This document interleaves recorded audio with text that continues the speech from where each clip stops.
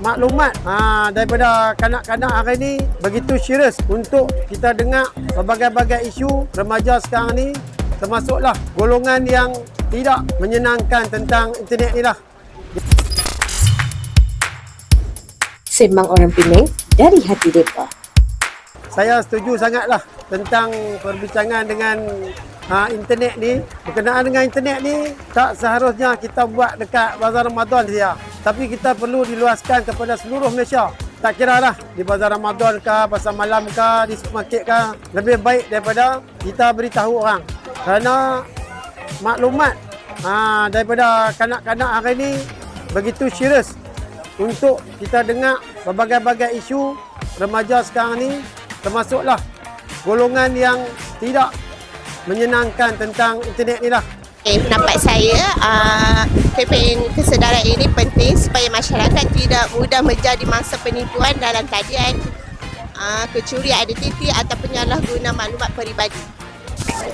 Okey, kempen ni satu benda yang bagi saya lah Bagi saya kempen ni satu benda yang baik, yang mana yang patut dilaksanakan saya lama dah. Yang untuk bagi kesedaran kepada terutamanya mak ayah yang gen yang baru ni. Yang mana kebanyakannya bila kita tengok kalau dekat kedai ke, even dekat rumah pun, apa yang dia buat in order untuk mudahkan kerja dia orang, jadi dia orang akan pas satu phone.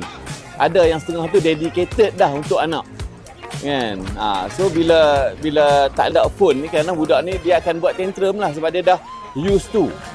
Kan? Sedangkan kadang-kadang kita tahu dalam internet tu sendiri, YouTube tu sendiri, kadang ada terselit mesej-mesej yang tak berapa baik, yang kadang kita sendiri di bawah orang kata apa, separa sedar benda tu. Dia embedded dalam kepala si anak ni lah. Kan? Yang tu semana sepatutnya bagi saya untuk kempen ni patut kita laksanakan, kita sokong, dan dia patut kena buat awal lagi sebelum ni. Sekarang kan banyak kes scammer. Jadi kempen internet selamat ni penting supaya orang ramai tidak mudah ditipu. Kempen internet selamat ini patut disokong sebab orang ramai patut tahu banyak ancaman keselamatan kepada kanak-kanak. Jadi kempen ini baik daripada MC-MC dan kerajaan.